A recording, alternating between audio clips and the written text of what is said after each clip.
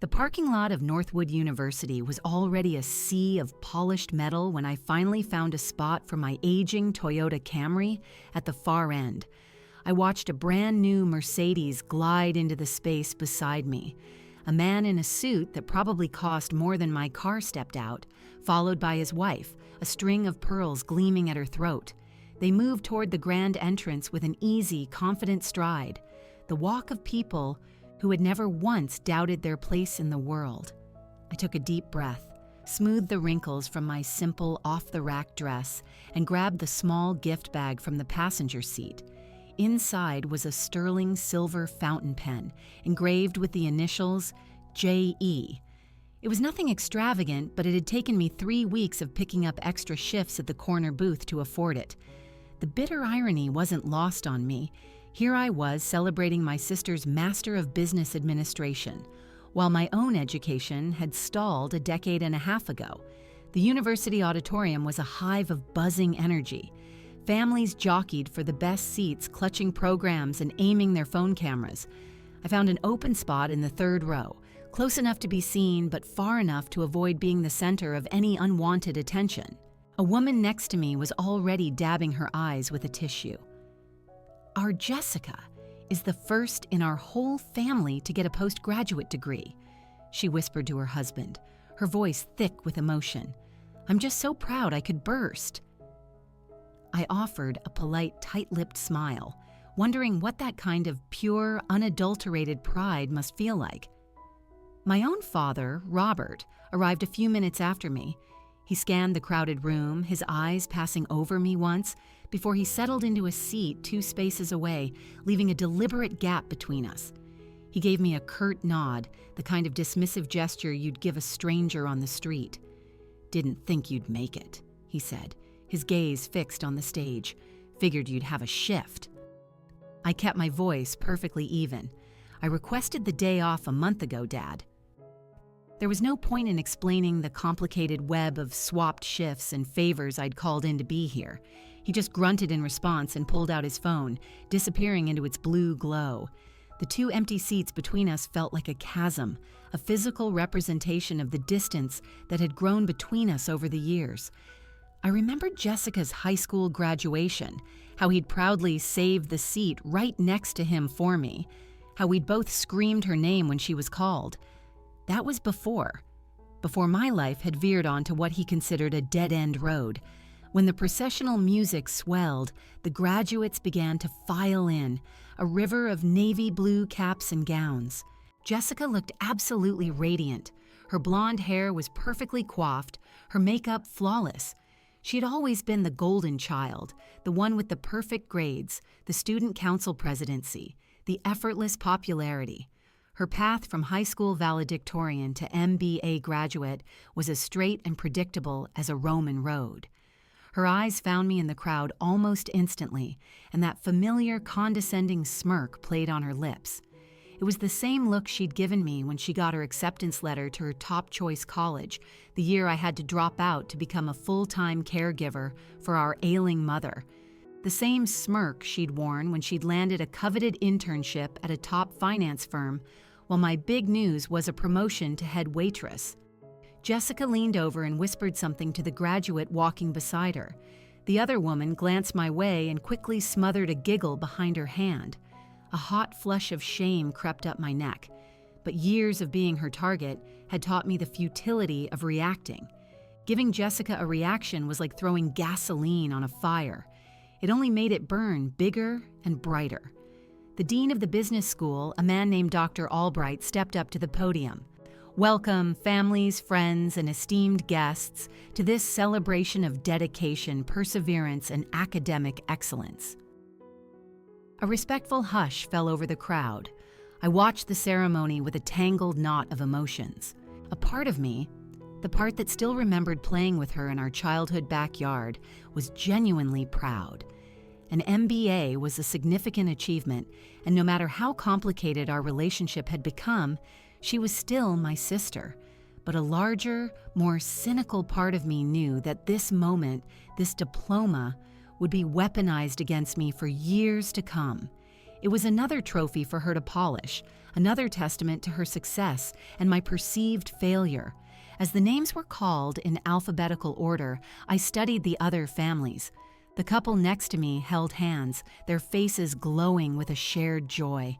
A few rows back, a set of grandparents who had clearly traveled a long way were whispering excitedly to each other, tissues at the ready.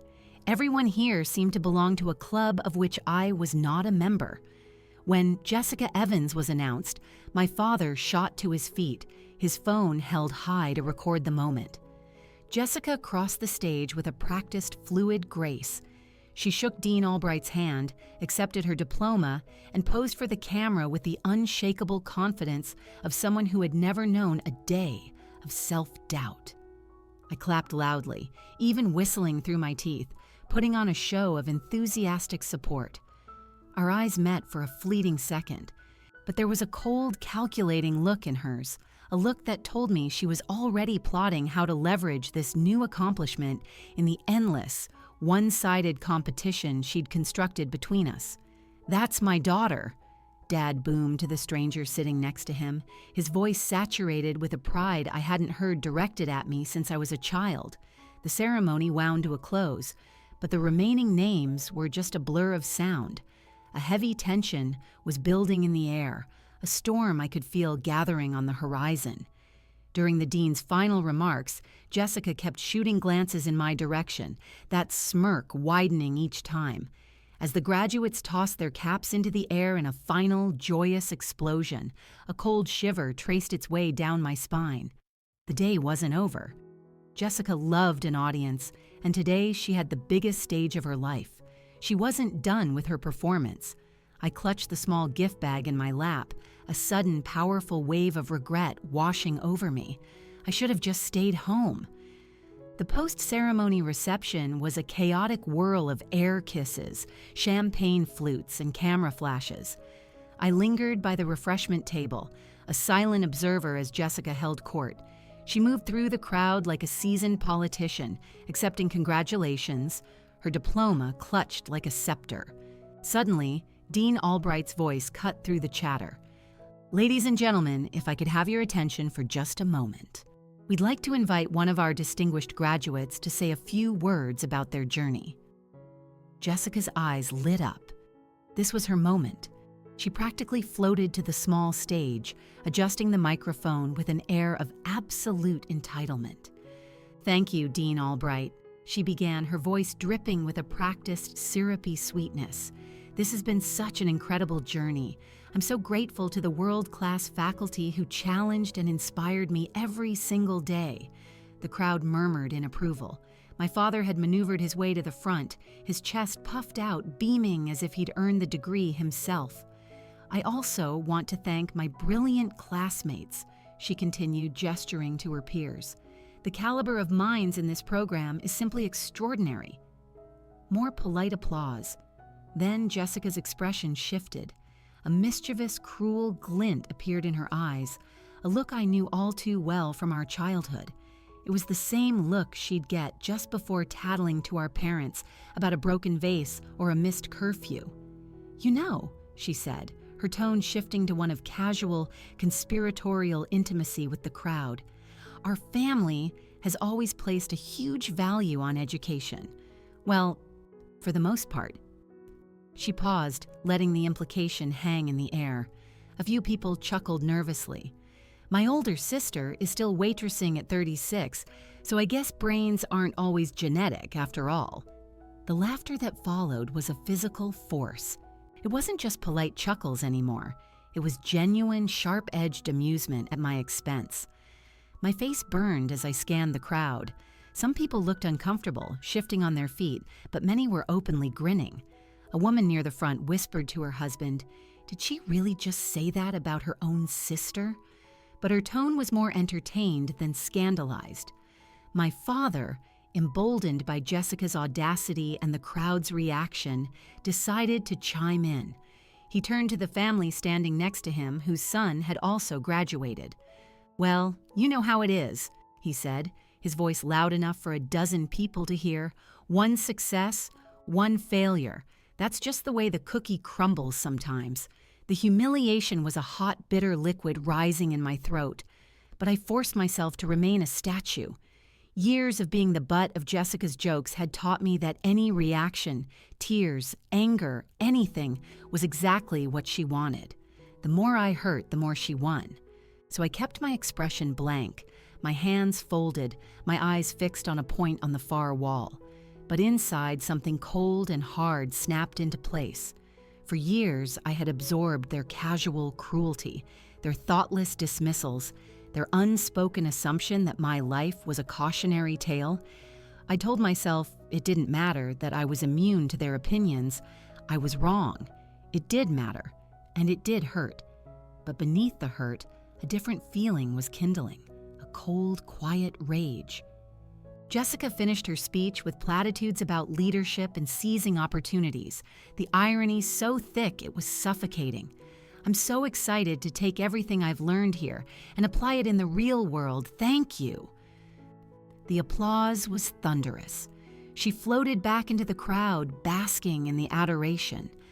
I watched her pose for more photos, her diploma held aloft like a prize fighter's belt.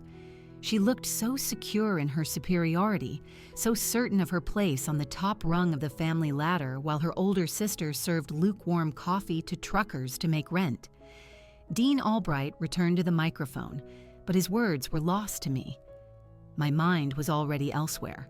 Racing, calculating, replaying conversations from board meetings they'd never know I'd chaired, reviewing financial statements they'd never know I'd signed. They had no idea. Jessica had no idea that every scholarship check that had landed in her bank account bore a signature authorized by me. My father had no idea that his failure of a daughter had personally greenlit his precious golden child's admission to this very program. They wanted a show. They wanted to paint me as the family disappointment while they took their victory lap. Fine. Let them have their moment. Let them bask in the spotlight. Because what they didn't understand was that this wasn't Jessica's stage. It was mine. I had built it from the ground up. I had funded it. I controlled the lights, the script, and the final curtain. They were just actors, and they had no idea the play was about to take a very dramatic turn. The reception started to thin out, but I remained in my seat. I was exactly where I needed to be. Across the room, Jessica caught my eye and offered that same triumphant smirk, no doubt believing she had just delivered the final, crushing blow. She had no idea the real finale was yet to come. I slipped out of the reception early, giving the excuse that I had to get to the diner for the dinner rush. My father, busy regaling another parent with tales of Jessica's brilliance, barely grunted a goodbye. Jessica was so mobbed by admirers that I didn't even try to say farewell. In the solitude of my car, I pulled out my phone and dialed a familiar number. Dean Albright, it's Clara. I kept my voice low, scanning the parking lot. From your perspective, how did the ceremony go? His voice was crisp and clear, flawlessly executed as always, though I must admit your sister's speech was particularly pointed. A dry, humorless laugh escaped my lips. She has no idea who she was really talking about, does she? None whatsoever, he confirmed. Are you still committed to moving forward with the plan for tomorrow? I started the engine of my old Camry. More than ever, I said. I'll see you at 8 a.m. for the final preparations. The drive home took me past the old textile mill on the edge of town, the place where my husband, Mike, had worked for 12 years. The memorial garden we'd established after the accident was in full bloom, a riot of spring color. A small brass plaque bore his name, along with the 16 others who had lost their lives that day. The wrongful death lawsuit had dragged on for 3 agonizing years. When the settlement finally came, the number was staggering. Everyone assumed I'd used the money to pay off Mike's mountain of medical bills and put a small nest egg aside. What no one knew was that Mike had been meticulous and forward-thinking. Between his life insurance policy, our savings, and the final settlement, I was left with nearly $3.5 million. As I mourned, I also studied. Late into the night, after my shifts ended, I devoured financial reports and market analyses. Northwood University, our local institution, had been on the verge of collapse for years. Enrollment was plummeting, its facilities were crumbling, and its reputation was in tatters. The Board of Trustees was desperate, searching for an angel investor willing to take a risk. I started small, attending public budget meetings as a concerned citizen, a quiet woman in the back row taking copious notes. I learned their debt structure, their failed marketing initiatives, their inability to attract top-tier faculty. The first time I met with the board, I was terrified. I wore the only suit I owned, the same one I'd worn to Mike's funeral, and carried a briefcase I'd bought from a second-hand store. My hands trembled as I presented my proposal to acquire a controlling interest through a private, non-profit foundation. The board chair, a severe-looking woman named Mrs. Gable, looked at my financials with unconcealed shock. "Ms. Evans," she'd said, "this is an extraordinary offer, but we need to understand your motive. What do you stand to gain from this?" I had practiced my answer 100 times in the mirror. My late husband believed that education was the only real way to break the cycles of poverty that plague towns like ours. I want to honor his memory by ensuring this institution can provide opportunities for generations to come. They bought it. The Anchor Foundation, named for the man who had been my anchor in life, became the university's primary benefactor within 6 months. That's when the real work began. I lived a double life. Days were for waitressing, for refilling coffee cups and taking lunch orders. Nights were for poring over academic journals, researching successful university turnaround strategies, and conducting late-night video calls with education consultants. During my 2 weeks of vacation each year, I flew to conferences, networking, and headhunting. I personally recruited Dr. Albright from a prestigious East Coast university over a 3-hour dinner, convincing him that our small rural college could become a national model for accessible excellence. My pet project was the scholarship program. I insisted on personally reviewing the final candidates for every major award. One application that crossed my desk made me stop and smile: Jessica's. Her grades were good, but not exceptional. Her personal essay, a saccharine piece about overcoming adversity with family support, was galling in its hypocrisy. I approved it anyway. I was morbidly curious to see if 4 years of proximity to genuine academic rigor might instill some humility in her. It hadn't. She had simply thrived in the elite environment I had painstakingly created for her, never once questioning how a nearly bankrupt university had suddenly acquired world-class resources overnight. The hardest part was the secrecy. Some mornings, I'd go straight from an early board meeting about multi-million-dollar endowment strategies to an opening shift at the diner, my mind still buzzing with budget projections as I took breakfast orders. My co-workers just thought I was perpetually exhausted from trying to make ends meet. In 4 years, Jessica had called me twice asking for money. Both times, I'd transferred her $500 from what was technically the foundation's emergency student fund. "Thanks, Clara," she'd chirped. "I swear I'll pay you back as soon as I graduate and get a real job." A real job. As if the multi-million-dollar enterprise I had built from the ashes wasn't real. Sitting in my driveway, looking at the modest little house Mike and I had bought together, I felt a sense of calm. Tomorrow, the walls I had so carefully constructed between my two worlds would come tumbling down. My phone buzzed. A text from Dean Albright. "Final donor recognition list approved. Are you ready for this?" I typed back a simple reply. More ready than they'll ever be. The next morning dawned gray and rainy. I'd barely slept, my mind a whirlwind of possible scenarios. By 7:30, I was dressed in a sharp navy suit, the same one I wore for every major board meeting. When I arrived at the university's main conference room, the air was already thick with anticipation. Today's event was the annual donor recognition ceremony, an exclusive affair for the foundation's major contributors. Jessica had texted me earlier, "Hey, sorry if my speech was a bit much yesterday. You know how I get when I'm nervous."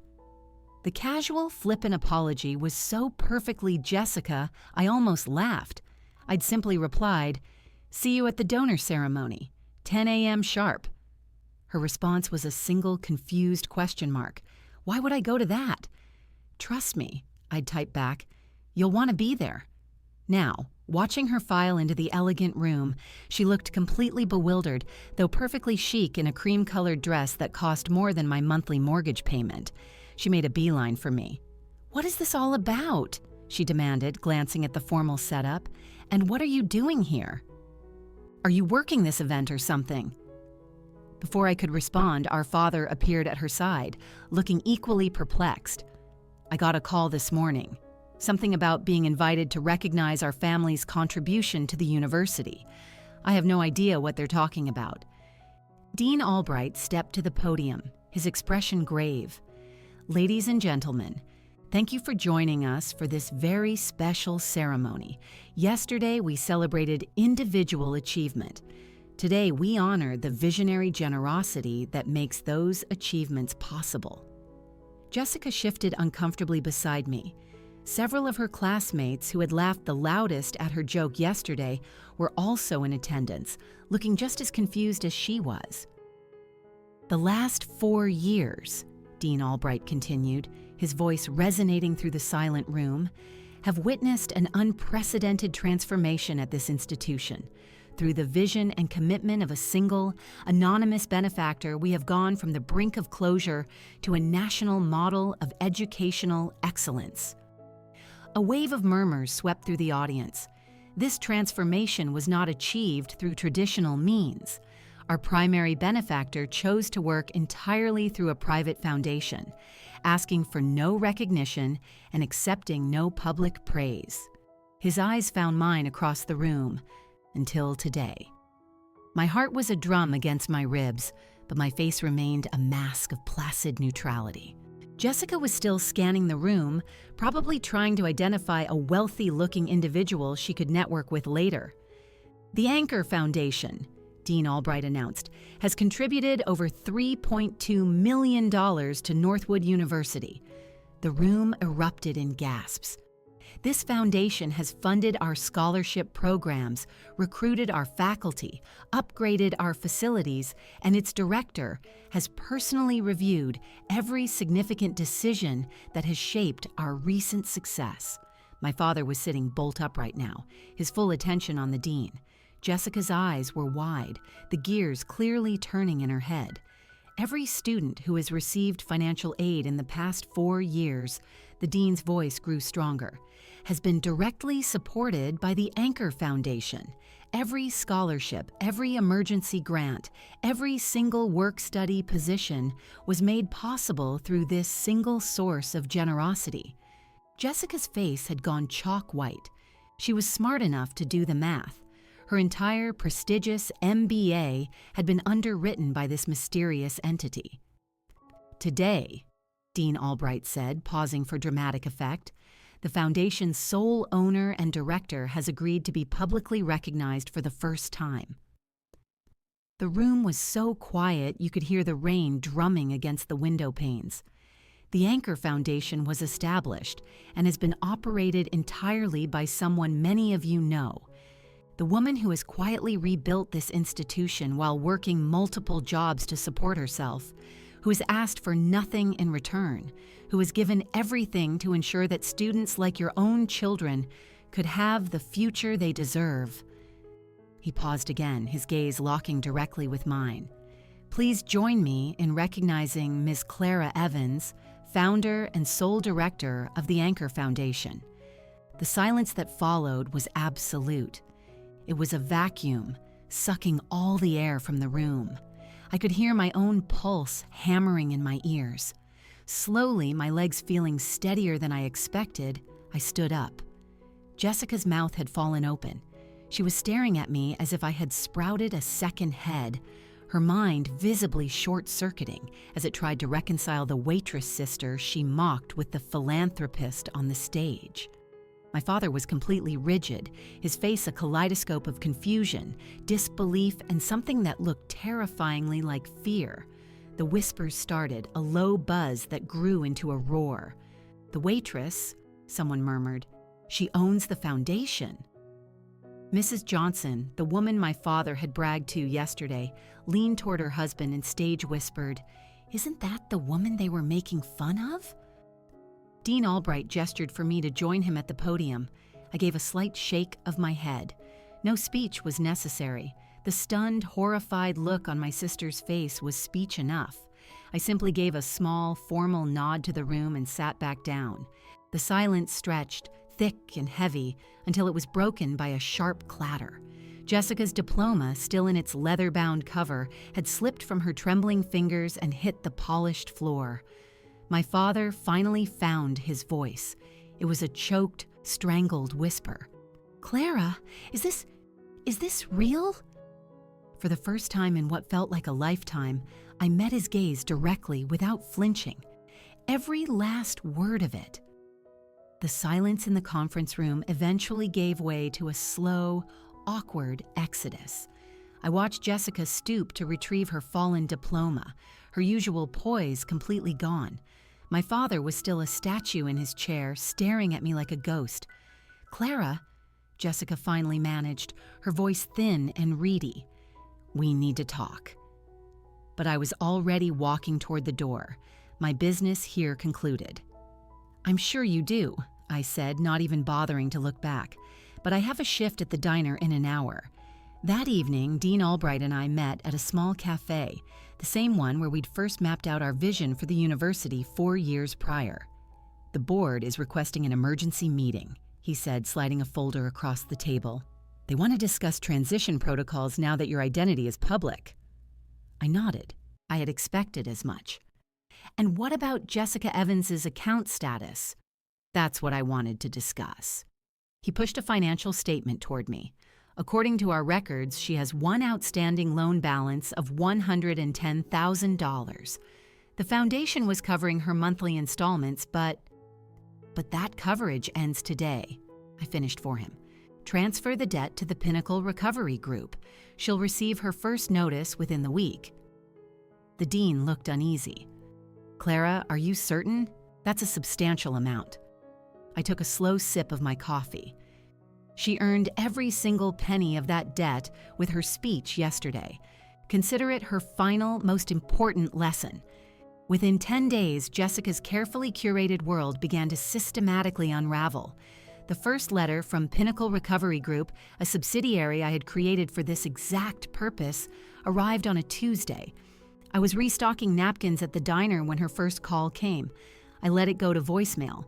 "Clara, I got this insane letter about my loan," her frantic message said. "They're saying I owe $110,000 to some company I've never heard of. My scholarship was supposed to cover everything. Please call me back." 3 more calls followed that day. I ignored them all. On Thursday evening, she appeared at the diner, looking pale and desperate. She slid into a corner booth, waiting until my section cleared out. "We need to talk," she said, her voice stripped of all its usual arrogance. I continued polishing silverware. "I'm working, Jessica." "Clara, please, I'm drowning. I can't make these payments on my starting salary. I don't understand how this happened." I finally looked up, my gaze hard. "It happened the same way everything else in your life has happened, Jessica. Someone else was paying for it, and now they're not." Her face crumpled. For a brief second, she looked like the little sister I used to defend on the playground. "I know I said horrible things. I was nervous. I was trying to be funny. I'm so sorry." "You're not sorry for what you said," I replied coolly, turning back to my work. "You're sorry for the consequences." The payment terms I had drafted for Pinnacle were ironclad. For the next 15 years, she would write a check to a company I owned. Every call about her account would be routed to an extension that led directly to my personal voicemail. Her entire professional life would be tethered to the sister she had written off as a failure. My father tried to intervene the following week. "Clara, honey," he began, his tone uncharacteristically gentle. "I think there's been a mistake with Jessica's loans. Could you use your connections?" To look into it? He still didn't get it. He still saw me as the waitress who had lucked into some minor influence. "There's no mistake, Dad," I said flatly, watching the lunch rush through the diner window. "Jessica is receiving exactly what she has earned." "But $110,000? That's crippling." "Then she'll need to learn how to budget." The 4th of July barbecue that year was the quietest one I could remember. Jessica showed up late and spoke only when spoken to. My father hovered awkwardly, unsure how to act in this new world order where his discarded daughter held all the power. My uncle, who'd never paid me much mind, kept looking at me with a new, curious respect. "This foundation thing, Clara," he said over burgers, "that's really something." "It started small," I said, passing the potato salad. "I just wanted to make sure deserving students had a chance." "Well, it's incredible," my aunt chimed in. "Jessica is so lucky to have benefited from your generosity." The word lucky hung in the air. Jessica mumbled an excuse and disappeared inside. I could hear her on the phone, her voice tight and stressed, likely talking to a financial advisor. When she returned, her eyes were red-rimmed, but her jaw was set. She sat across from me. "I know you hate me," she said quietly, so the others wouldn't hear. "And I deserve it. But I'm going to pay back every cent of this debt. I'll work 2 jobs if I have to. I'm not asking for your forgiveness." For the first time, I felt something other than cold satisfaction. It wasn't forgiveness, not yet, but it was a flicker of respect. "Good," I said simply. "That's exactly what I was hoping you'd do." Driving home that night, under a sky filled with distant fireworks, I felt a sense of peace I hadn't known since Mike was alive. It wasn't the cheap thrill of revenge. It was the quiet, profound contentment of being truly seen, of having my story, my real story, finally told. The monthly payment notices would continue, but they weren't about the money anymore. They were a constant reminder that dignity is not determined by a job title or a diploma, and that underestimating someone can be the most expensive mistake you will ever make. End of story.